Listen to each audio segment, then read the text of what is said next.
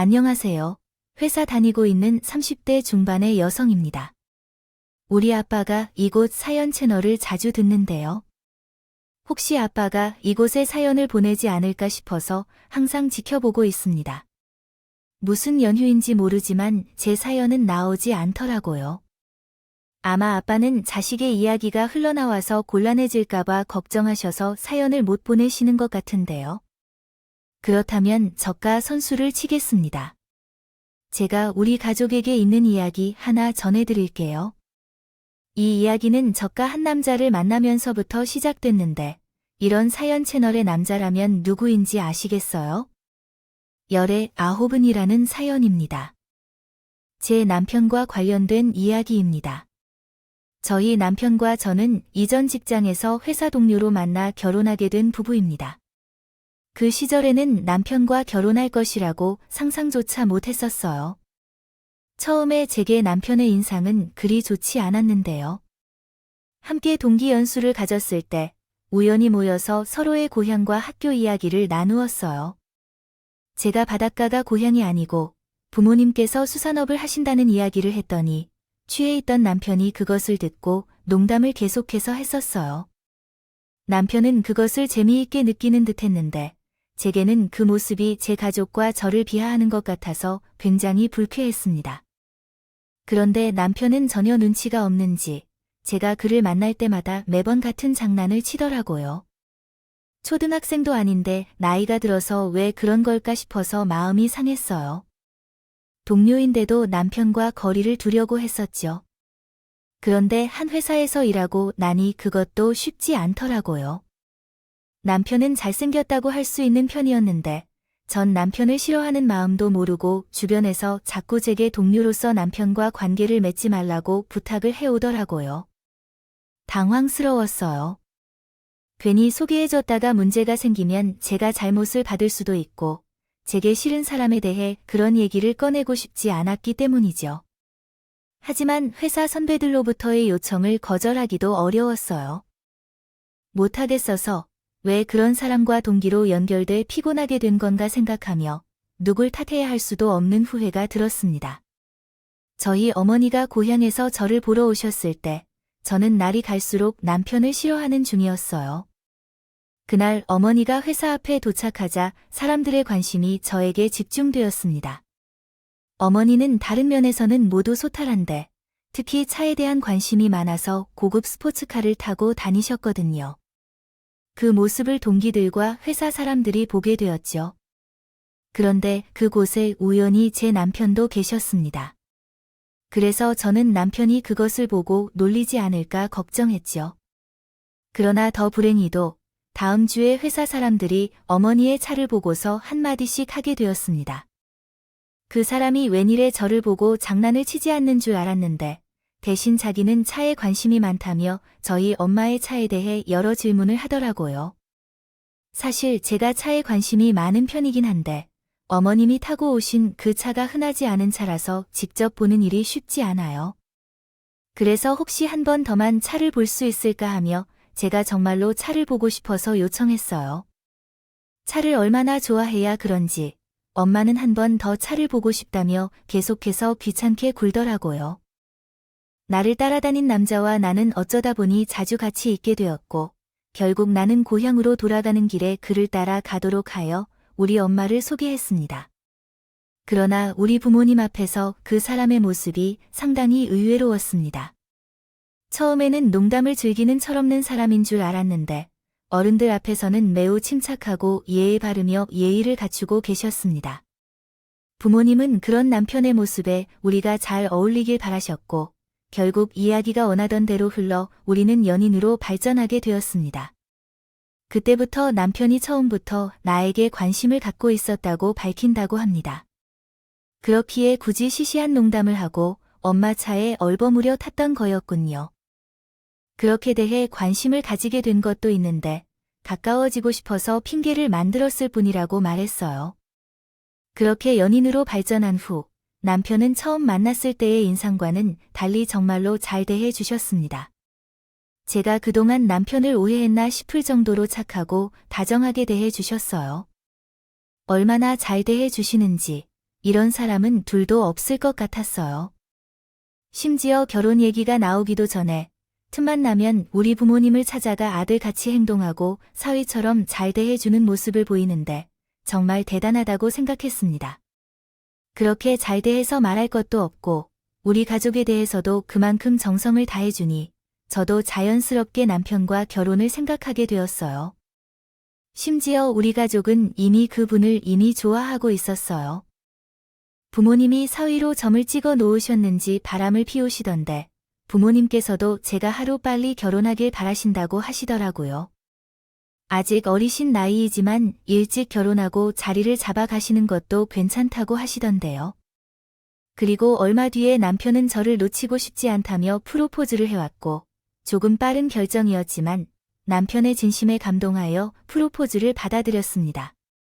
결혼을 약속하고 난 뒤 남편은 저희가 아직 자리를 잡아가는 초년생들이라 준비가 미흡하지만 조금 부족하더라도 우리 둘의 힘으로 결혼 준비를 하자고 말했어요. 저 또한 부모님께는 손해주고 싶지 않아 그렇게 희망했었죠. 그런데 본격적으로 결혼 준비에 대한 대화가 시작됐어요.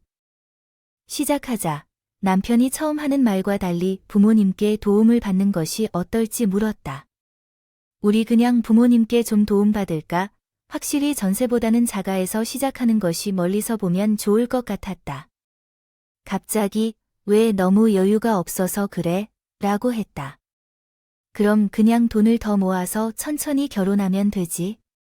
우리 아직 젊은데 서두를 필요 없잖아.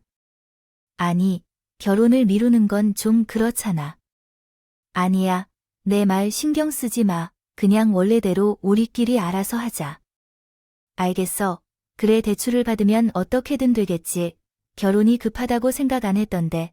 그러면 차라리 결혼을 미루자고 제안했더니 남편은 금방 생각을 바꿨다. 그리고 결혼 준비 과정에서 몇 번이나 저희는 자가에서 시작하지 않고 전세에서 시작하기로 결정했어요.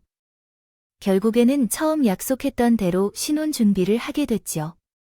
그래서 양가에 인사를 드리고 상견례까지 하게 되었는데 다행히 부모님들도 서로 큰 이견 없이 원활하게 말씀을 나누시고 무사히 상견례를 마무리할 수 있었어요.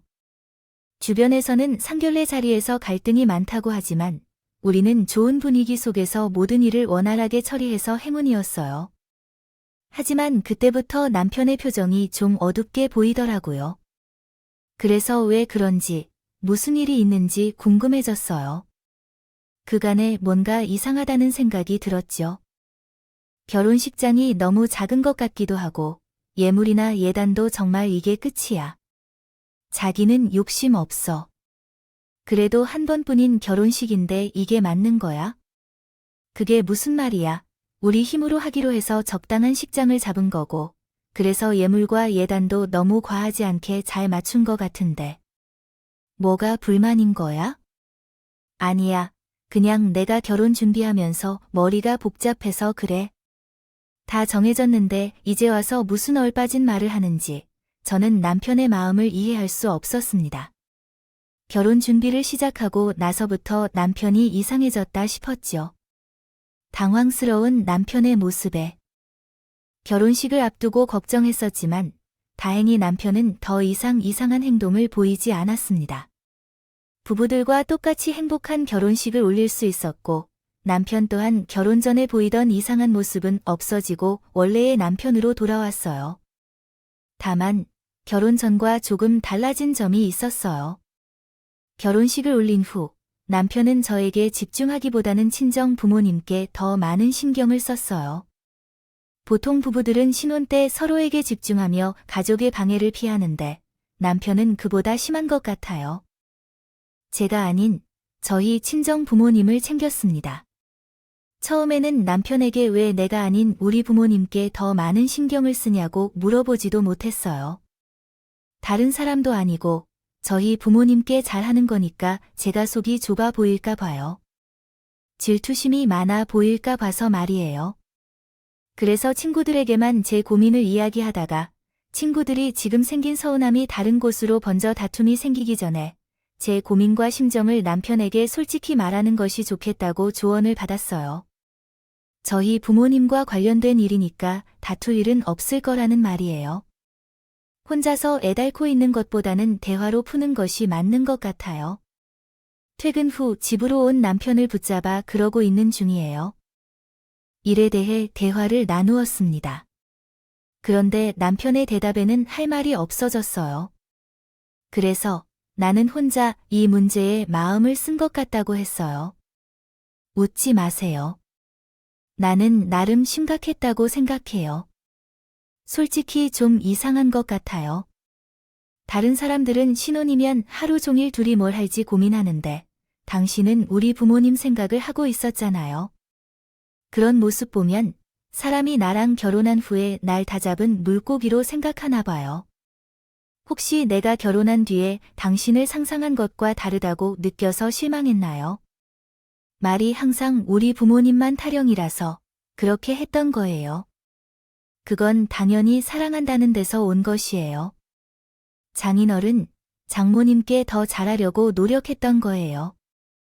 거지, 너 생각해봐. 눈에 넣어도 아프지 않을 외동딸을 보내고 두 분의 마음이 어떻게 될지 생각해보고 내가 나조차 당신에게만 신경 쓰고 있는 것을. 장인어른과 장모님께서 나를 모르면 날 좋게 생각하실까? 내가 귀하고 고운 딸을 훔친 도둑놈으로 여기게 되는 것이지. 따라서 두 분에게 더 잘해주기 위해 노력했던 것이었어. 딸을 시집 보내서 서운한 마음을 조금이라도 덜게 하려고. 그러나 만약 당신이 그렇게 생각한다면 내가 두 분에게 신경을 덜 쓰도록 노력할게.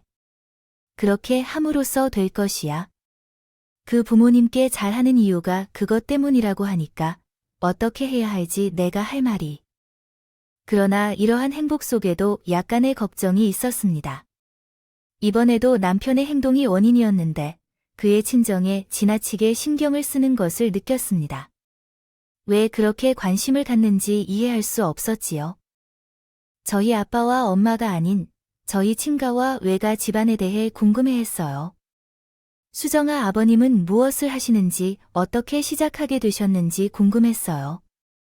아버님은 어선을 타시거나 수산업을 하시는 것이 아니라 유통을 하시는데 할아버님의 일을 계속 이어받으신 건가요? 아빠는 원래 선장이셨지만 할아버지의 일을 직접 이어받지는 않았어요. 할아버지도 고기 잡으신 분이고 아빠가 왜 유통업을 하게 되었는지는 잘 몰라요.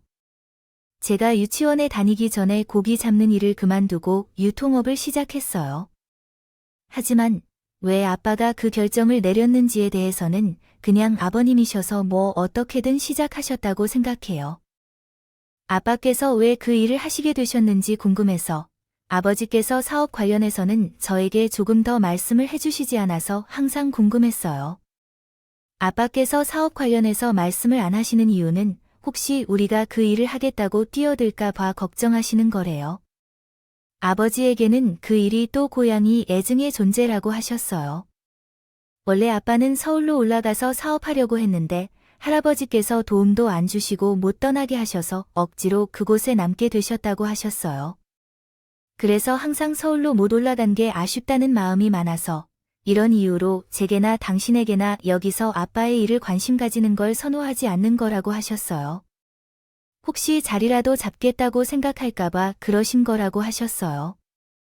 하지만 어떻게 하시다가 아버님께서 유통업을 시작하게 된 건지는 모르겠습니다.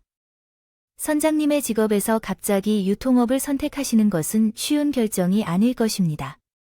그 사업이 성공할지 실패할지 알 수 없는 사업인데 게다가 그때 당신 또한 가족이 있고 생활을 유지해야 하는 상황이었다면 큰 돈을 투자하실 수도 있는 선택을 어떻게 하셨는지 궁금합니다. 아마도 장모님의 가정이 적극적으로 도와주셨거나 사업을 시도해보라고 권유했을 가능성이 있습니다. 저희 외할아버지 댁도 그렇게 부유한 편은 아니고 그저 보통합니다. 물론 저희 층보다는 더 잘 살겠지만 그래도 장모님은 스포츠카를 타는 취미를 가지신 것 같습니다. 그러니까 당신은 많은 교양이 있으시고 보통의 행동에서도 그 교양이 잘 드러나는 것 같습니다. 그렇지만 반드시 부모님이 사시는 집이나 생활 방식을 따라야 한다는 뜻은 아니에요. 난 정확히 알 수 없지만 어쨌든 우리 부모님은 지금까지 다른 가족이나 사람들의 도움 없이 잘 살아오셨어요. 부모님 두 분의 집안에 대해 궁금함을 느끼는 것은 오히려 당초 의도가 아니었을 거예요. 처음에는 그냥 가족 구성원들에게 관심이 많은 것으로 생각했는데 여기서 친애하는 남편이 궁금증을 가질 만한 이유가 있다는 걸 깨달았어요. 저희의 친정 부모님의 재산에 대해서도 상당히 궁금해했어요. 여보야, 장인어른과 장모님께서 우리 집 근처의 땅이나 건물을 소유하신 걸 아시니? 글쎄, 잘 모르겠지만 최근에는 사람들이 여행을 정말 많이 다니는 것 같아요. 특히 바다 쪽으로 가면 바닷가라면 다 개발된다고 난리래. 특히 두 분 계신 곳 쪽으로는 동해나 남해 쪽으로 개발이 심하다고 해서 그런지 강릉이나 속초 같은 곳에 사람들이 많이 몰릴 것 같아요. 내가 들은 바에 따르면 동해와 삼척 쪽은 벌써 사람이 많다고 하던데. 두 분이 계시는 곳도 곧 개발이 시작된다고 하니까 땅이나 건물이 있다면 바로 개발하자고 하는 걸로 알고 있어요. 우리 부모님께서는 이런 것에 관심이 없으신 분들이라고요. 나이가 들어서 일을 그만두고 싶다는 건 아빠, 엄마가 난리를 치는데 그 두 분 모두 사람들 대하는 것을 그렇게 좋아하지 않으셔서 관광객을 맞이하는 서비스업에는 안 맞을 것 같아요. 관광객 상대하는 일은 두 분이 아닌 고용된 사람들이 하는 것 아닌가요? 당신도 관광지에 다녀봤으니까 그런 걸 알 거예요. 아니야, 선점해서 돈을 벌겠다고 해서는 안 돼요. 아빠한테 말해봤자 똑같은 반응일 것 같아요. 그러니까 그만두는 게 좋을 거예요. 아버님은 땅이나 건물이 있는지 없는지 잘 모르겠지만 얘기를 들어본 적도 없고 친척들과 대화를 나누지 못했어요. 부모님의 경제적 상황은 전혀 몰랐던 건 아니었지만요. 남편에게 자세하게 이야기할 필요가 없다고 생각했어요. 우선 부모님의 재산은 부모님의 것이기 때문에 제 것이 아니라고 생각했고 또한 외동으로 태어난 저는 추후에 부모님의 재산과 관련된 갈등이 없을 것이기 때문에 남편에게 친정 부모님의 재산 상황을 알려줄 필요성을 느끼지 않았습니다. 또한 부모님은 돈에 대한 욕심이 없고 검소하셨기 때문에 남편이 사업을 벌이려는 욕심 때문에 혼란스럽게 만들고 싶지 않았기 때문에 남편 앞에서는 아는 척하지 않았습니다. 남편이 친정 부모님의 재산에 관해 물었던 것은 단순히 사업에 관한 욕심의 질문이라고 생각했습니다. 저는 그를 이해했지만 그럼에도 불구하고 남편의 친정 가족에게 대한 호기심은 계속해서 이어졌습니다.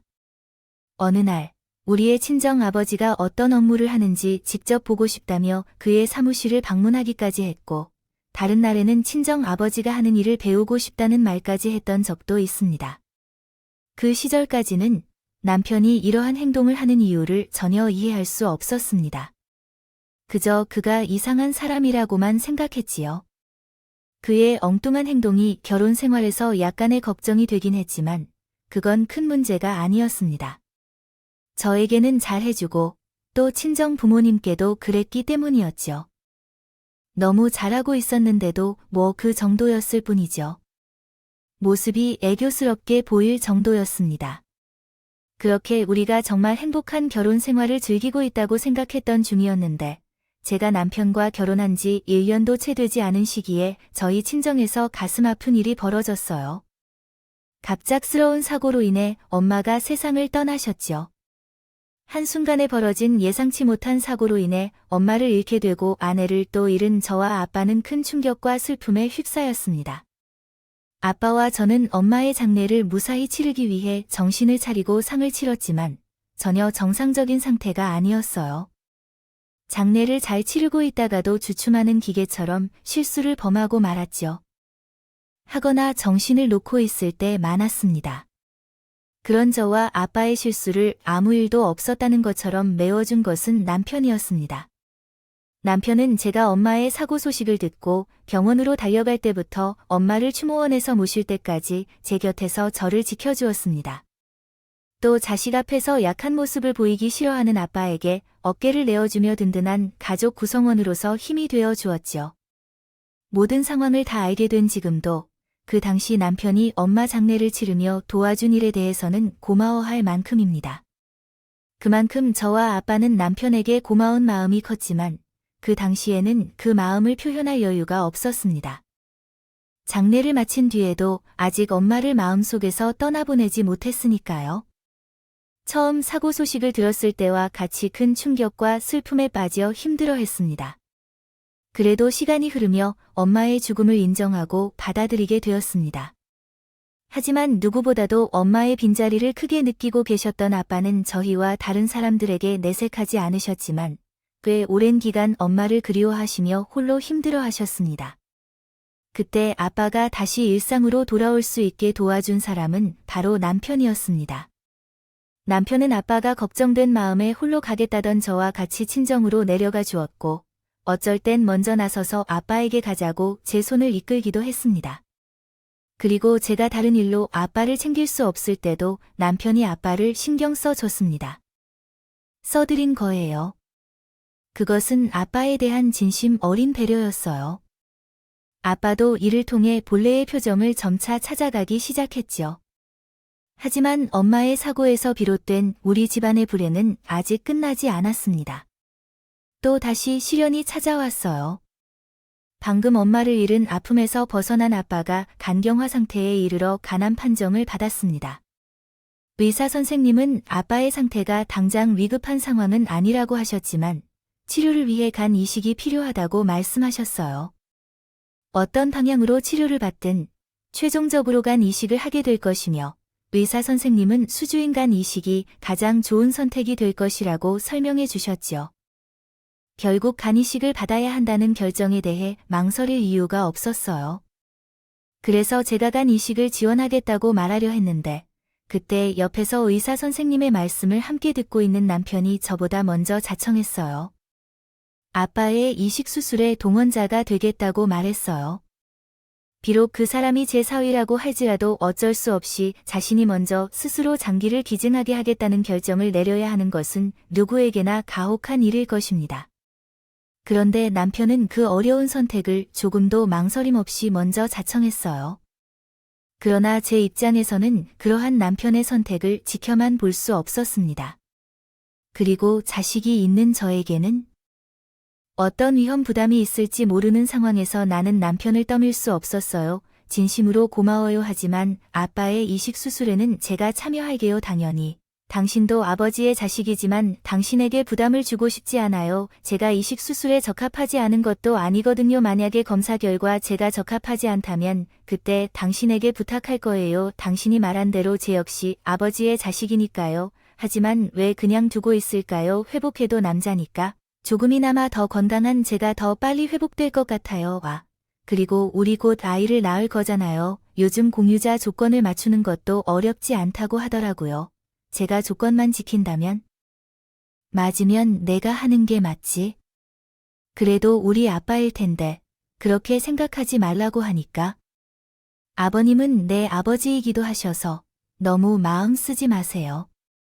남편께 너무 고마웠습니다.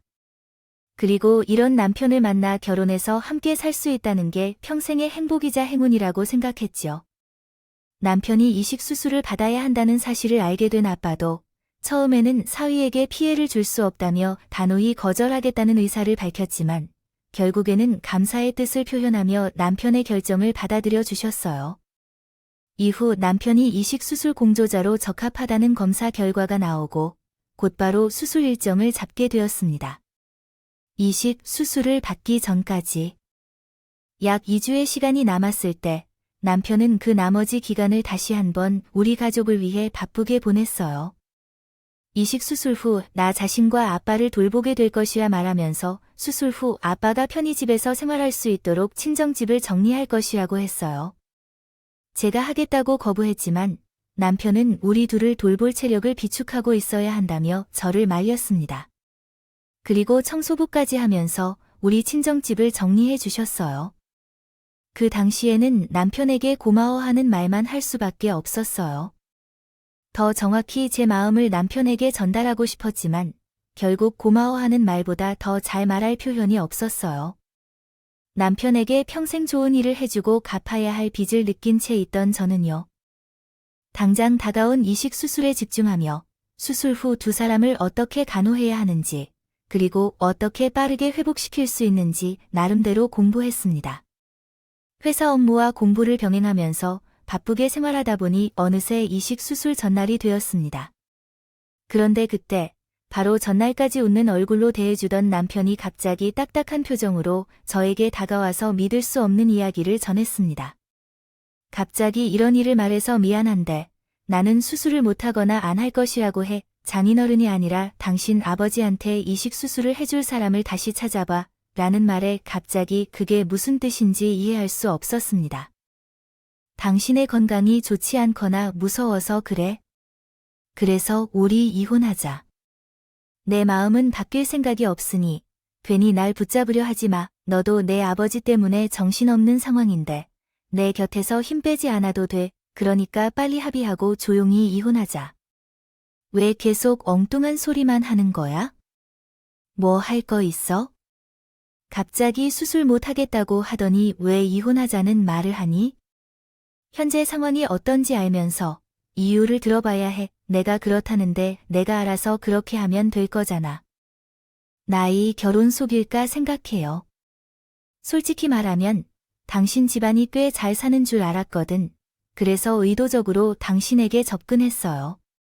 왜냐면 그때 당신 어머니가 스포츠카를 타고 오셨던 걸 보고 내가 착각했던 게겠죠.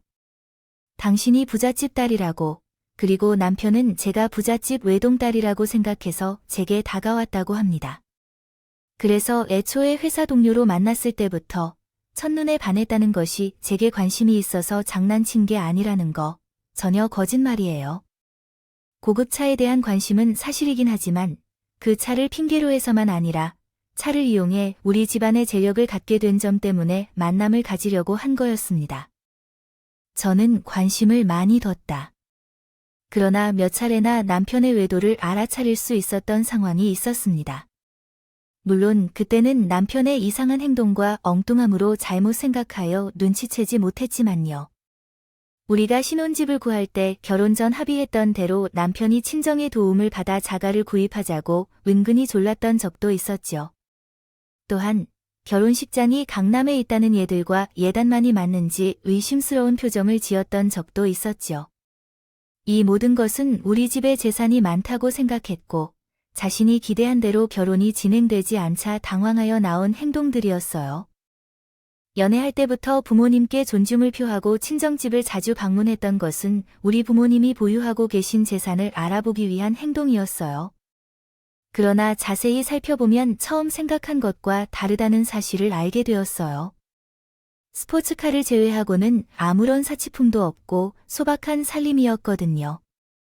또한 아빠가 수산 유통업을 하신다고 해서 부유할 것으로 생각했지만 사무실도 작고 허름하고 별 관심을 끌지 못하여 실망했어요. 그래서 혹시나 해서 친정 부모님과 함께하지 않겠다고 생각했어요. 양가 집안에 대해 물은 건데요. 건물도 없는지 땅도 없는지 개발이나 사업 때문에 물어봤거든요. 그러다가 결국에는 제가 예상한 대로 우리 집에 돈이 없다고 생각했고 헤어지기로 결정했다고 합니다. 그런데 그때 아빠가 이식 수술이 필요한 상황이 벌어졌어요. 남편은 그 상황에서 우리 집안에 돈이 있는지 어떻게든 확인하고자 결심했고요. 그래서 당신 아버지에게 이식 수술을 하겠다고 제가 나선 거예요. 사위라는 사람이 그렇게 한다면 장인이 뭐라도 도와주지 않겠나 싶어서 말이에요. 제 예상대로 돈이 있다면 감사하게 될 거라면 수술 후에 건물이든 뭐든 부탁할 겁니다.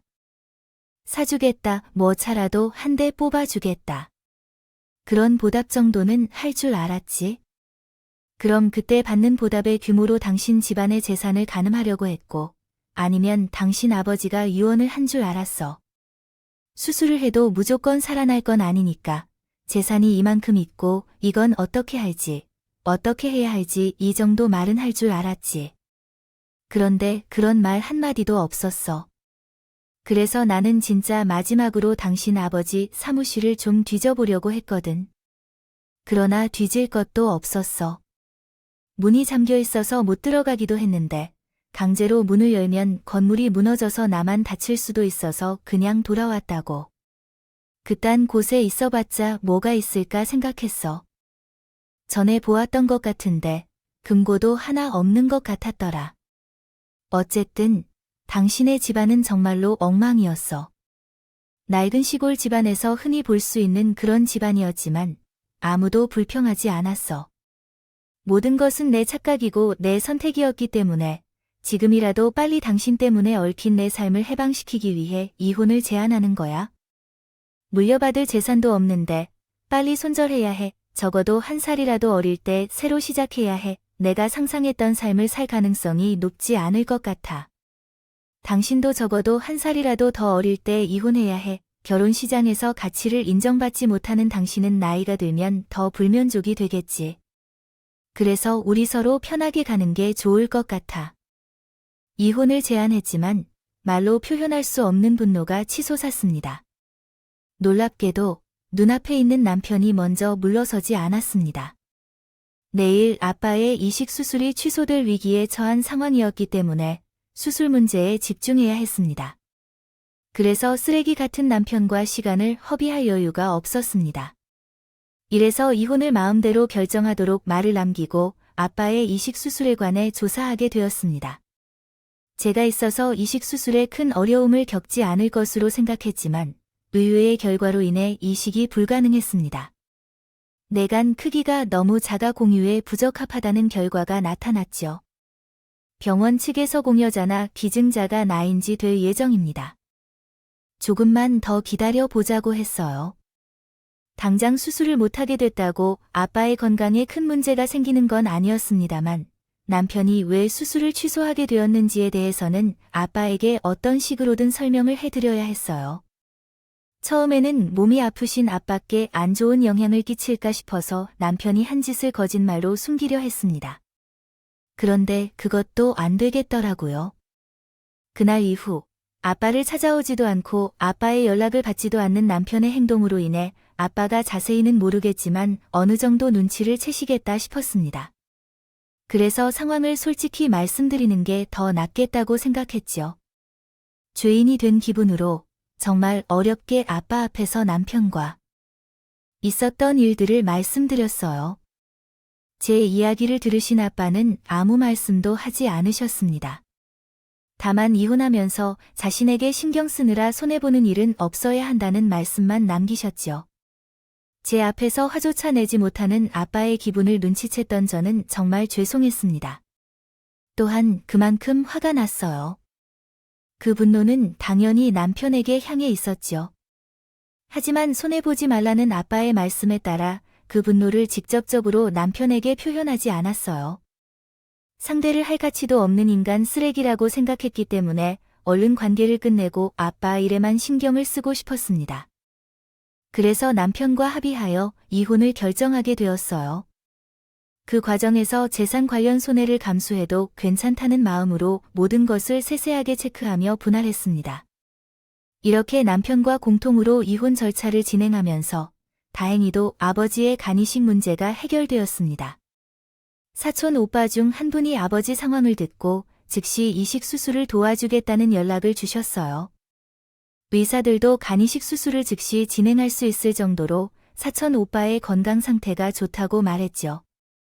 덕분에 남편과의 합의 이혼을 완료하는 동시에 아버지도 이식 수술을 성공적으로 받을 수 있었어요. 그때부터 제가 사적으로 압박을 겪게 되면서 간호를 하게 됐습니다. 그 이후 아빠는 오로지 회복에만 전념하셨어요. 제가 남편과 이혼을 했는지, 안 했는지, 그리고 이혼 후에 있었던 일들을 묻지 않으시고 몸을 회복하는 데 집중하셨죠. 저도 부모님께 무리한 스트레스를 주고 싶지 않아 이혼 관련 이야기는 회피했습니다. 그러다 보니 우리 가정의 여성들은 지난 일 같은 남편의 책임을 잊고 아빠의 회복을 위해 힘썼습니다. 이후 아빠가 이식 수술을 받은 후에도 작고 큰 통증들이 있었는데 작은 증상으로는 잦은 고열, 두통, 소화불량이 있었습니다. 면역억제제에 의한 피부질환이나 대상포진, 원인을 알 수 없는 흉통으로 고생했어요. 또한 암조직 제거 수술을 받았으나 동시에 항암 치료도 받아야 했던 상황이라 보통의 간이식 환자들보다 더 조심히 치료를 받아야 했어요.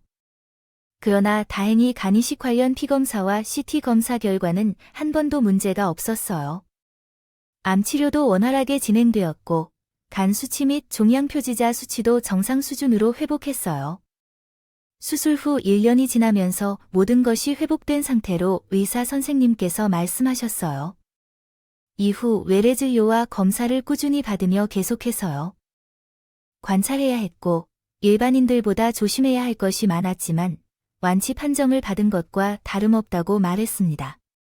치료가 잘 끝났다는 말에 1년 넘게 마음이 무거웠던 나도 조금은 가벼운 마음을 가질 수 있었어요. 앞으로는 아빠 귀에 신경을 많이 써서 이전과 같은 문제가 발생하지 않도록 지내면서 행복하게 잘 살겠다고 했지만 병원에서 나온 아빠가 갑자기 나를 데리고 어디론가 가려고 합니다. 아빠, 왜 이렇게 급하게 어디 가요? 내 몸은 이제 다 나았다고 하지 않았나요? 그러면 이제 미뤄뒀던 일을 해야겠지요. 미뤄뒀던 일이 뭐예요? 내가 그런 사람 같지 않은 놈 그대로 될 거라고요. 이제부터 그놈에게 복수할 거다. 그러나 지금이 딱 그 복수에 맞는 시기이기도 하고 아빠가 그 사람에게 복수하겠다고 했어요. 1년이 흘러도 지금 내 가슴속은 괜찮아? 내가 아빠를 챙기느라 표현하지 못해서 그렇지? 혼자서 얼마나 힘들었을까? 아빠도 다 알고 있어. 그래서 일부러 더 그놈 이야기를 하진 않았어. 나는 뭐 그놈에게 수술을 받지 않아도 괜찮았어. 수술이 취소된 일이 괘씸할 뿐이었지만 내는 그랬잖아. 내 앞에서 죄인처럼 고개를 숙이고 대신 미안해하는 널 보니까 난 그놈을 때려 죽이고 싶었어. 뭐만 멀쩡했으면 그날 반쯤 죽여놨을 거라고. 그러나 내 몸은 따라주지 않았을 때였다. 보니까 이제까지 참고 기다렸던 것이었다. 그놈이 어떻게 살고 있는지 계속해서 알아보면서 이제 내 몸도 회복되었고 그놈도 아주 중요한 시기에 있을 때라 미뤄둔 복수를 시작하려고 한다. 그러면 지금 그 사람을 찾아가는 거예요. 아니, 그놈을 만나기 전에 할 일이 있는데 그곳으로 향하고 있는 중이다. 그놈에게 복수하러 가는데 그 모습으로 바로 그놈 앞에 나타나면 안 될 것 같아서 더 이상의 설명을 하지 않은 아버지께서 나를 데리고 백화점과 명품관을 가셨습니다. 그리고 복수와는 거리가 멀어 보이는 사치를 했었죠. 매장에 들어가서 가장 비싼 제품을 요청한 뒤 시계 매장에서는 9개월 전에 구입하고 대기를 한 시계를 수령하셨어요. 수술 전과 아니라 바로 몇 시간 전과는 전혀 다른 모습의 아빠를 보며 놀랐던 저는 얼떨떨해하면서 아빠가 이끄는 대로 따라다녔습니다. 정신을 차렸을 때는 제 두 손에 명품 쇼핑백이 한가득 들려 있었죠. 아빠, 이거 다 왜 필요했어요?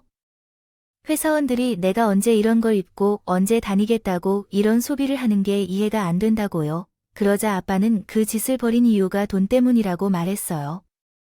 돈 때문에 접근했고 돈이 부족해 보이는 것을 감지해서 수술을 하루 앞둔 그날 너에게 이혼 서류를 제출해왔던 것이었죠.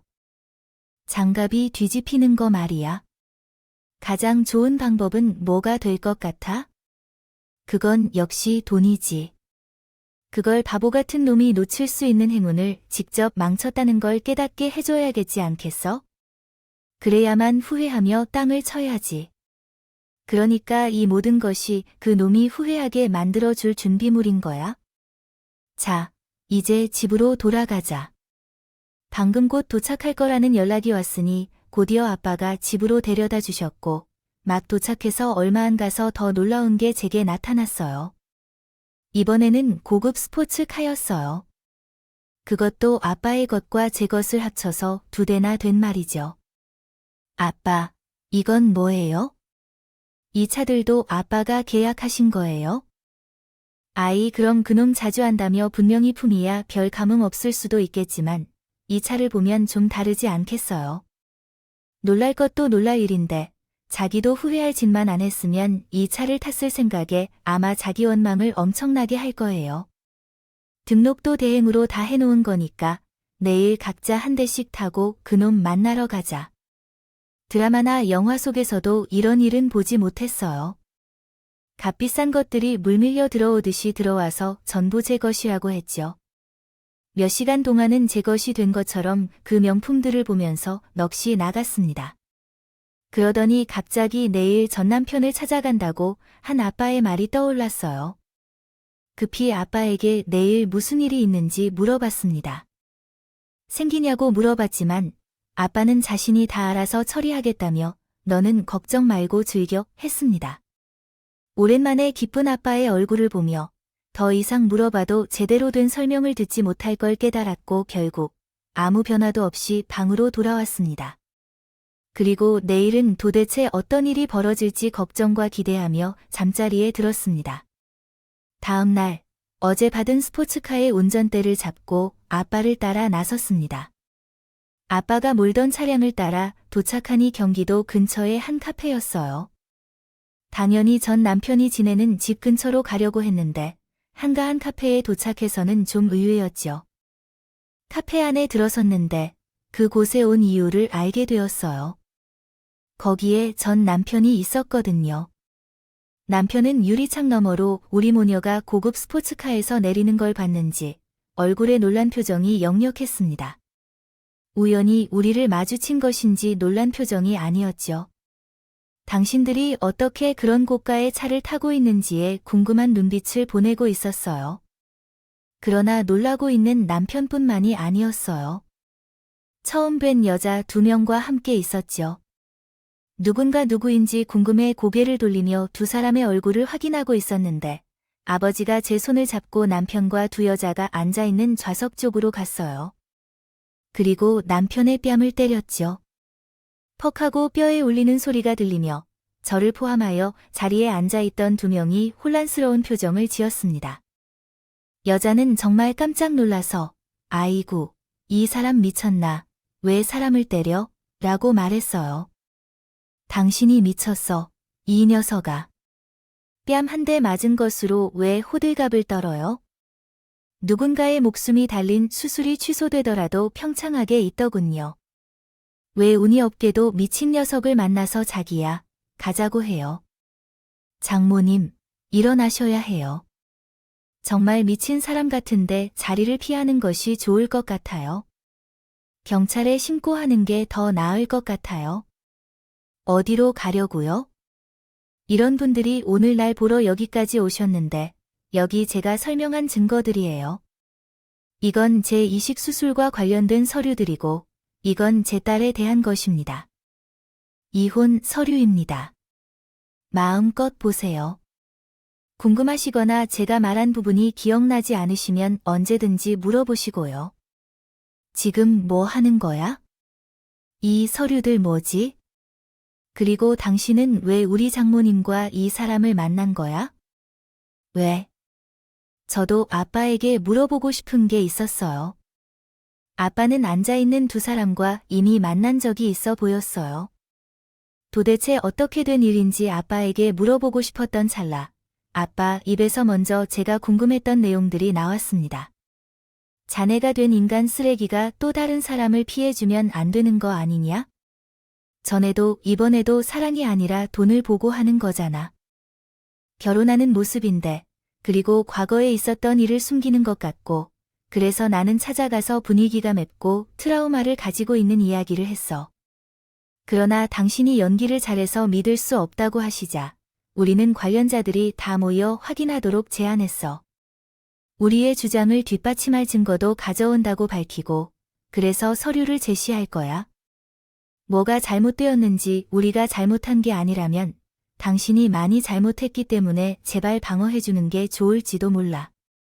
재벌은 계리안 준다는데 이번에도 전 남편은 부잣집 자제를 유혹하기 위해 의도적으로 접근한 거였어. 제 아버지는 같은 피해자로서 전 남편에게 복수를 추구하고자 두 사람과의 만남을 가졌던 것이야. 만들었던 것이라는 것을 깨달았답니다. 이후 아버지는 이식 수술이 취소되자마자 전 남편에게 복수를 일삼을 책으로 하는 일을 계획했고 남편을 감시하기 위해 사람을 고용했다는 사실을 알게 되었습니다.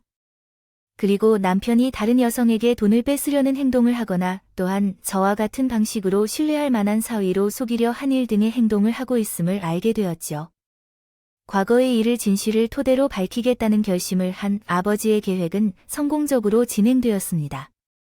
서류를 확인한 예비신부와 예비장모는 아버지의 이야기가 사실임을 알게 되어서 아버지에게 더 많은 신뢰를 가지게 되었습니다. 자리에서 파혼하겠다고 말했습니다. 한 번 갔다 온 건 그러려니 하겠네요. 요즘 세상의 이혼이 그렇게 큰 문제는 아니죠. 근데 이건 좀 아니지 않나요? 난 자네가 우리 은지를 사랑해서 결혼하겠다는 건지 아니면 돈 때문인지 확신이 서지 않네요. 또한 가족이었던 사람들에게 이런 짓을 한다는 것을 용서하기 어려워요. 은지가 당신과 결혼하겠다고 해도 뜻을 막을 것 같네요. 설령 그걸 뚫고 한다고 해도 당신이 원하는 경제적인 지원은 평생 받을 수 없을 거예요. 그러니 우리 은지를 만날 생각은 하지 말아주세요. 저 장모님, 아니라는데 이것은 전부 의외한 일이에요. 서류들이 전부 가짜라니까요. 제가 어떤 사람인지 그동안 알아오셨죠. 장모님을 우리 어머님처럼 모셨는데 우리 엄마한테 장모님이라는 소리 하지 마. 내가 당신의 아내가 아닌데 왜 우리 엄마가 당신의 장모님이래? 오늘부터 이 자리에서는 우리 사이가 끝났으니 찾아올 생각도 하지 마세요. 만약 찾아오면 경찰에 스토킹으로 신고할 거예요. 전 남편에게 파혼을 알린 두 사람은 카페를 빠져나갔습니다. 그 뒤로 전 남편이 따라가려고 했는데 그때 카페를 나가려던 전 남편을 아빠가 잡고 놓아주지 않았어요. 너, 놓으라고. 당신은 내 인생을 망치려고 작정했어.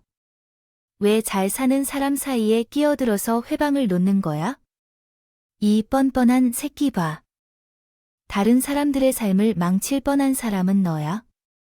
너 덕분에 내가 사랑하는 딸이 고아가 될 뻔했고 내가 죽을 뻔했다. 남의 삶을 망쳤다는 말이 나와 내가 다른 사람들을 만나는 행동이 다른 이의 인생을 망치는 것이라고. 너 같은 사람은 평생 혼자서 살아야 할 사람이라는 거야. 노인이 말한 것이 단순해 보이지만 수술을 받은 내 몸을 과소평가하는 것 같아서 내가 널 이해해 주려고 했었는데 너는 계속해서 한계를 넘어섰어. 이게 정말로 극단적으로 나빠. 아픈 건 사람을 좀 봐주어야 해. 전 남편은 겁도 없이 아버지에게 맞서려고 했어요. 그 행동은 자기 무덤을 파는 것과 같다고 볼 수 있는 거예요. 앞에서도 말씀드렸듯이 젊은 시절 받았던 당신의 아버지께서는 선장 작업을 하시기 전까지 할아버지를 도와 어부 일을 하셨던 분입니다. 매우 건강을 소중히 여기셨고 그로 인해 아프지 않고 건강한 몸을 가지고 있었지만 결국 두려움 없이 돌진해온 전 남편에게 제압당했고 아픔을 호소하며 카페에서 소리치기 시작했습니다. 그때 아버지는 전 남편을 주차장으로 데려가 시아버지와 나머지 가족의 차 승강장에 끌고 가서 넘어뜨린 뒤 이후 어떤 후회를 할지를 조언해 주셨어요. 너, 아까 우리 차에서 내리려는 것을 보고 그의 눈이 흘끗흘끗하더라고. 너, 우리 집이 돈이 없다고 생각해 이혼하자고 제안했다며. 그러나 내가 가진 재산으로는 이 판에 돈을 벌지 않아도 차라리 이 정도는 평생 유지할 수 있는데 돈을 쓰는 데는 별로 관심이 없어서 내가 혼을 때도 배만 20마리가 넘어가 내 놈이 무시했다는 내 사무실에 대해 이야기하면 그곳을 오가는 돈이 얼마인지 알게 되면 내가 어이할 것이다. 하지만 멍청한 놈이 행운이 내게 도래했는 줄도 모르고 그것을 일단 내뱉었고 게다가 나를 적으로 돌리게 만들었고 너 앞에서 그것을 두고 봐봐. 내 말대로 내가 내 인생을 어떻게 망치는지. 내가 가진 것이 없었다면 한다면 의지 하나로 여기까지 왔다는 사람이야. 그렇기에 내가 내 인생을 망치겠다고 결심했으니 어떻게 될지는 한 번 더 보자고. 벌금 따위 무서워할 줄은 알아.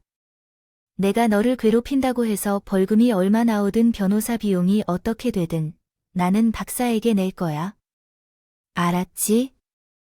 전 남편은 우리 아빠가 하는 말이 허풍이 아닐 수도 있다는 걸 알면서도 끝까지 잘못한 것을 시인하지 않았어. 아빠는 그걸 본 즉시 전 남편의 팔을 꺾어서 한동안 비명이 들리게 했어. 그래도 나중에는 정신이 어떤 상태였는지 몰라도 남편이 비명을 지르며 잘못을 인정하고 용서를 구해왔어. 아빠는 오늘 이쯤 하면 됐다고 생각하고 전 남편을 풀어주었지만 아빠가 한 말처럼 그날만 그랬다고 끝이 난 것은 아니었어. 한 주의 시작부터 다시 전 남편은 지옥 같은 상황을 겪게 되었어. 아빠는 전 남편의 모든 행동이 기록된 전단을 만들어 전 남편이 다니는 회사와 헬스장 그리고 오피스텔까지 모조리 놓았습니다. 이 일로 인해 아빠는 벌금과 손해배상금을 납부해야 했지만 아빠는 돈에 흔들릴 정도가 아니었습니다. 아빠의 태도에 전 남편은 결국 도망쳐 다니고 회사와 오피스텔을 그만두고 사라졌습니다. 아빠는 전 남편을 찾기 위해 사람을 고용하려고 했지만 저는 아빠를 설득하여 중간에서 그만두기로 했습니다. 그 같은 이유로 아빠와 나는 인간을 쫓느라 시간을 보내는 것을 좋아하지 않았어요. 전 스스로 전 남편에게 충분한 복수를 한 것 같았고, 그래서 지금은 저와 아빠가 서로 자신의 할 일에 열심히 매달리며 주말이나 연휴마다 만나 행복한 시간을 보냅니다. 아빠는 최근의 일로부터 제가 결혼에 부정적으로 생각할까 걱정 많이 하시고, 저는 평생 홀로 살게 될까 걱정하실 만큼 자신의 아이를 걱정하신답니다. 저는 여러 차례 좋은 사람들을 만나 결혼하고 싶다는 말을 했지만 아빠는 믿어주지 않아서 여기서 이마저 마침내 말하고 싶네요. 아빠, 함께 행복한 인사를 전합니다. 만약 좋은 사람을 만나게 된다면 결혼할 것이며 이전과 같은 실수를 반복하지 않기 위해 신중히 인연을 선택하고 있다는 점을 이해해 주세요. 지금처럼 행복한 삶을 이어가며 아버지가 건강해야 하므로 항상 조심하시기 바라며 저 또한 아버지의 건강을 위해 최선을 다할 것입니다.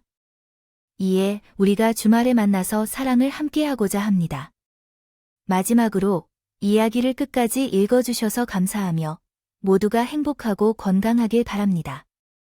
감사합니다.